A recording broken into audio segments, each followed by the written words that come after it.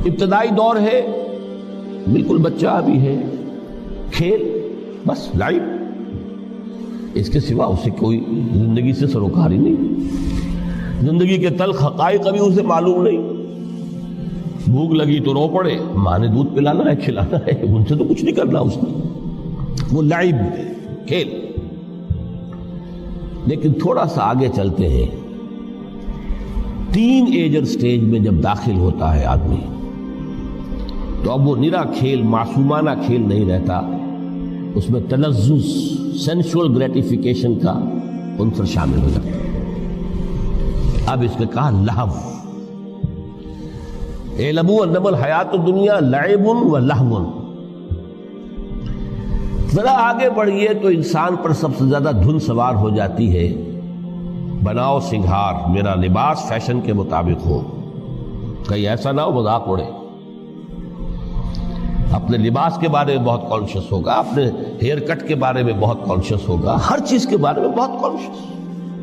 زینت، بناؤ سنگھار، آرائش، زیبائش۔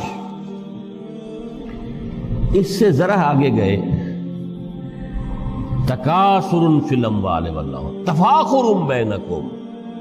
یہ سمجھیے کہ تقریباً 30 برس کی عمر جب انسان کی ہوتی ہے، اب فخر، تفاخر، یا دولت پر فخر ہوگا، یا نسب پر فخر ہوگا، یا اپنی کسی سیاسی حیثیت پر فخر ہوگا، اپنی چودراہٹ پر فخر ہوگا۔ تفاخر بینکم، جس میں جان میں چونکہ توانائی ہوتی ہے، قوت ہوتی ہے، لیکن اس کے بعد جب عمر ڈھلی بڑا ریئلسٹک ہو جاتا ہے انسان۔ پھر یہ جو چوتھی سٹیج تھی، اس میں تو یہ کہ مونچھ نیچی نہ ہو، چاہے سب کچھ میں اپنا خرچ کر دوں، داؤ پہ لگا دوں، لیکن مونچھ نیچی نہیں ہوگی۔ آخری سٹیج وہ ہوتی ہے کہ پھر ہوکا لگ جاتا ہے آدمی کو، تکاثر فی الاموال والاولاد، مال اور اولاد کی کثرت کثرت کثرت۔ اب یہ ہوتا ہے کہ مونچھ نیچی کیا، مونڈ بھی دی جائے تو کوئی حرج نہیں، مال آنا چاہیے، ویری ریئلسٹک۔ اور اسی حال میں انسان ہوتا ہے، آخری پارے کی صورت نے پھر اس میں ایڈ کر کے اس کے اوپر مہر لگا دی، الہاکم التکاثر حتی زرتم المقابر۔ یہ تکاثر جو ہے پیچھا نہیں چھوڑتا، اتنی دولت بھی ہے کہ آپ کی 10 نسلیں کھا سکے اطمینان سے بیٹھ کر، تب بھی صبر نہیں ہوتا۔ بڑے میاں کی ٹانگیں جو ہیں وہ قبر میں لٹکی ہوئی ہیں، لیکن تکاثر جو ہے، تکاثر مال، وہ پیچھا نہیں چھوڑتا۔ حتی زرتم المقابر، یہاں تک کہ قبروں تک جاؤ، قبر میں اتار دیا جائے، جب تک ٹانگیں صرف لٹکی ہوئی ہیں اس وقت تک نہیں۔ اس کے بعد تشبیہ دی ہے کہ یہ حیات دنیاوی کا جو ایک سائیکل ہے، اعلموا انما الحیات الدنیا لعب و لہو و زینت و تفاخر بینکم و تکاثر فی الاموال والاولاد۔ اب اس کو کمپیئر کیا ہے پلانٹ کنگڈم میں جو سائیکل چل رہا ہے۔ یہ ہمارا سائیکل ہے 60-70 برس کا، بچہ پیدا ہوا، خوشیاں منائی گئی، پھر وہ لڑکپن سے، پھر ٹین ایجر سٹیج سے، پھر جوانی ہے، پھر ادھیڑ عمر ہے، اور پھر بڑھاپا ہے، اور پھر قبر میں اتارا جانا ہے۔ لیکن یہ کہ پلانٹ کنگڈم میں سائیکل چلتی ہے، کمثل غیث اعجب الکفار نباتہ ثم یہیج فتراہ مصفرا ثم یکون حطاما۔ یہ 4 سٹیج ہیں۔ جیسے بارش برستی ہے تو سبزہ نمودار ہوتا ہے، اور کاشتکار کو بڑا اچھا لگتا ہے، اس نے بیج بویا تھا، اس نے محنت کی تھی، اس نے ہل چلایا تھا، اعجب الکفار نباتہ، اس کو بہت اچھا لگتا ہے، دل باغ باغ ہو جاتا ہے۔ جیسے آپ کے یہاں بیٹا ہوا، پوتا ہوا، خوشیاں مناتے ہیں آپ۔ کمثل غیث اعجب الکفار نباتہ ثم یہیج، پھر وہ فصل اپنی پوری قوت کو پہنچتی، فصل لہرا رہی ہے، فتراہ مصفرا، پھر وہ زرد ہو جاتی ہے، وہ ہریاول اب ختم ہوئی، اب فصل پک گئی ہے، اب وہ زردی پر آ گئی ہے۔ ثم یکون حطاما، پھر وقت آتا ہے، اگر وہ خضرو گھاس ہے تو پھر وہ چورا چورا ہو کر پھر وہ مٹی میں مل جاتی ہے، اور اگر فصل ہے تو کھیتی کٹ گئی، اس کے بعد کیا رہ گیا وہاں؟ وہ چورا ہی رہ جاتا ہے باقی۔ یہ لائف کا سائیکل چل رہا ہے، 3 مہینے کا ہو، 4 مہینے کا ہو، یہ ہے پلانٹ کنگڈم کا، وہ ہے سائیکل انسانی زندگی کی۔ اب فرمائی ٹیپ کی بات جو ہے، وَفِي الْآخِرَةِ عَذَابٌ شَدِيدٌ وَمَغْفِرَةٌ مِّنَ اللَّهِ وَرِضْوَانٌ۔ دیکھو دنیا کی زندگی تو ان سٹیجز سے ہو کر گزری جانی ہے،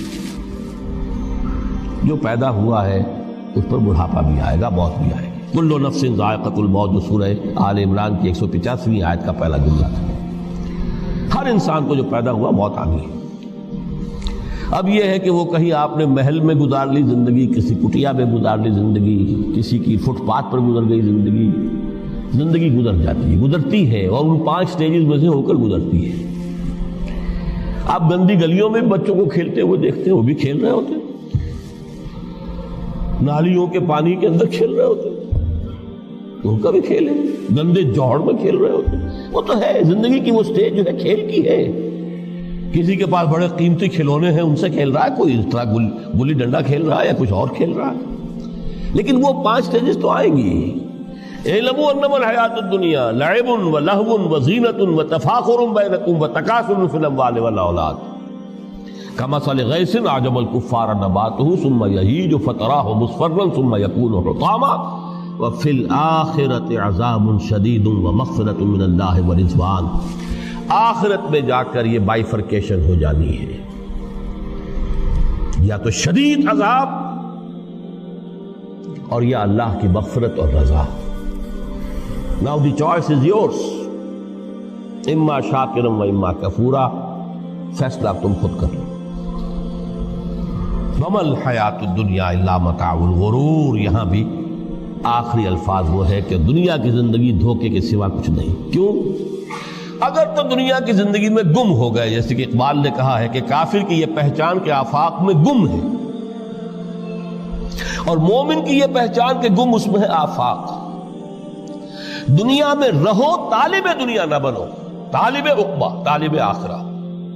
دنیا میں رہو، برتو، استعمال کرو، تمہارے لیے پیدا کیا گیا، بھائی برتو، متاع ہے، برتنے کی شے ہے۔ ہاں حلال اور حرام کی پابندیاں سامنے رکھو، باقی برتو۔ مطلوب یہ نہ ہو، مقصود یہ نہ ہو، مطلوب آخرہ ہو۔ انما الدنیا خلقت لکم وانتم خلقتم للآخرہ۔ منزل وہ رہے، مستحضر رہے، سامنے رہے کہ میں تو اجنبی ہوں، یہاں یہ میرا وطن نہیں ہے۔ الدنیا سجن المومن و جنت الکافر۔ جیسے کسی پرندے کو کسی پنجرے میں بند کر دیا گیا ہو، اس طرح ہمیں اس دنیا میں بھیج دیا گیا، اللہ کی مرضی ہے، اس نے بھیجا ہے۔ جب تک وہ چاہتا ہم رہیں گے یہاں، لیکن ہمارا دل یہاں نہیں لگے گا۔ بازار سے گزرا ہوں، خریدار نہیں ہوں، طالب دنیا نہ، تب تو یہ کوئی دھوکے کا سودا نہیں، پتن نہیں، بالکل نہیں۔